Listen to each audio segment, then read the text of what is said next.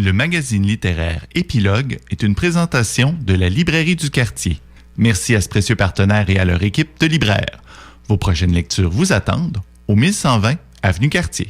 Et là, on va dans un segment, on pourrait dire, en bref, avec deux plus courtes critiques. Et ça commence avec Brian sur la Mongolie.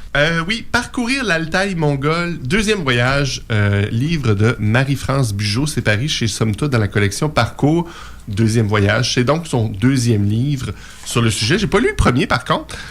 Paru en 2024 chez Somme Toute également. Ça s'appelait Sillonner la steppe. Donc, elle était en Mongolie à ce moment-là aussi. Elle a décidé de faire un deuxième livre sur son deuxième voyage. La Mongolie, c'est tellement un superbe pays. C'est beau, c'est beau. Moi, j'étais allé. J'ai eu la chance d'aller passer quelques jours là-bas. Et c'est vraiment un endroit... tu sais, tu fais juste tourner sur toi-même, puis tu fais juste, c'est beau, c'est beau, c'est beau. Donc, c'est ça que j'espérais retrouver dans ce livre-là, et c'est un peu ça que j'ai retrouvé. Marie-France Bugeaud, qui est avec une amie, et là, on est dans un voyage un peu plus compliqué. Elle va dans l'Altaï, donc qui est la chaîne de montagnes qu'on trouve vraiment à l'ouest du pays, qui sépare un peu avec le Kazakhstan, la Chine. Donc, elle va faire une expédition là-bas, et là, elle nous raconte vraiment, c'est une présentation vraiment du voyage. Donc, on a fait ça, après ça, on a fait ça, il s'est passé ça, il s'est passé ça.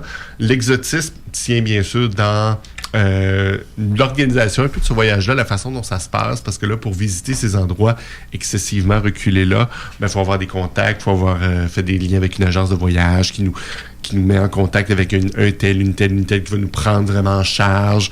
Puis là, on va aller partir avec monsieur, puis des chevaux, puis un chameau, et on va partir en route pour aller visiter. Donc, et là, elle nous raconte tous les aléas de température qu'ils vont vivre. C'est un récit très descriptif. On n'est pas dans le guide là, pour les gens qui souhaiteraient, par exemple... On n'est pas dans le guide, mais c'est sûr que ça donne un peu des indices si vous souhaitez faire ce genre de voyage-là. Ça montre un peu quel genre de choses vous allez devoir faire pour pouvoir le faire. Donc, c'est un roman, c'est pas un roman, c'est un récit de voyage assez littéraire. On raconte les événements qui sont passés.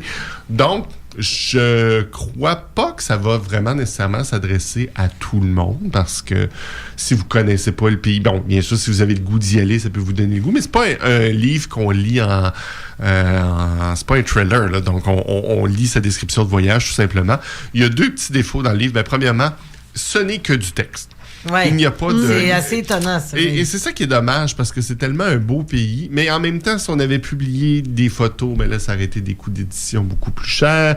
Si on avait seulement mis des photos en noir et blanc. Donc, mais c'est sûr que ça manque, parce que elle passe son temps à décrire des paysages. Donc, elle les décrit, on les imagine. Moi, je les ai déjà vus un peu. Donc, je suis capable de me les figurer un peu dans ma tête. Mais quelqu'un qui connaît pas ça, il y a le même enthousiasme que moi, je ne suis pas sûr. Deuxième petit problème, mais c'est pas un problème. On retrouve à la page 97 un passage que je vais vous lire. Ça explique un peu ce qu'elle a possiblement tenté de faire. Là, ça va comme suit. Donc, la beauté spectaculaire de ce paysage quasi onirique me fait penser au célèbre vers La nature est un temple de Baudelaire, et je constate à quel point, tout au long de mes 2 voyages en Mongolie, la steppe m'a fait ressentir un sentiment semblable à celui que j'éprouve lorsque je pénètre dans un sanctuaire bouddhiste. J'ai l'impression d'y sentir le poids de l'absolu et de tout ce qui me dépasse descendre sur moi. La steppe appelle à la communication et à l'élévation. Elle me fait prendre conscience de la force du pouvoir de l'invisible. Avec ces 2 voyages sur ces terres qui me semblent désormais sacrées, il y occupe dorénavant une place prépondérante. Dans la steppe, je perçois la résonance magique du chant des anciens et l'importance de leur rayonnement dans le temps et l'espace. J'ai l'impression d'être lancé sur la trace de tous ceux qui m'ont précédé. Mon individualité se fond dans le grand tout qu'ils forment. Je vois les yeux d'Annie. Aller en Mongolie, pour de vrai, c'est qu'il y a des monastères, il y a l'immensité, il y a la steppe, il y a le ciel bleu, il y a les chevaux lousses au loin. Oui, on est rattrapé par notre petitesse par rapport à l'infini. On est frappé par l'histoire de ces lieux-là. On se rappelle de Gengis Khan. Il y a vraiment quelque chose de chargé d'être là pour de vrai. Puis moi, j'avais ressenti ça quand même. T'es dans la steppe, t'es comme... Hey, je suis ici, c'est tellement immense, je suis tellement petit, c'est tellement spécial. Donc, en plus des descriptions vraiment très logistiques de ce qu'elle fait et des choses qu'elle voit, il y a des passages dans ce livre-là où elle essaie d'écrire comment on se sent par rapport au paysage de Mongolie. C'est risqué. C'est bien fait et pas en même temps. C'est risqué. C'est que moi, je dis, je comprends. Mais quelqu'un qui lit ça va peut-être, mon Dieu, c'est donc bien ésotérique ton affaire. Donc, moi, je comprends qu'est-ce qu'elle a voulu faire. Est-ce qu'elle a bien fait? Je suis pas sûr parce que c'est dur à décrire ces espèces de sentiments-là. Si tu l'as pas vécu, tu sais, c'est un peu comme se ramasser en milieu de désert, tu te réveilles, tu regardes autour, tu sais, t'es complètement insignifiant par rapport à quelque chose d'autre.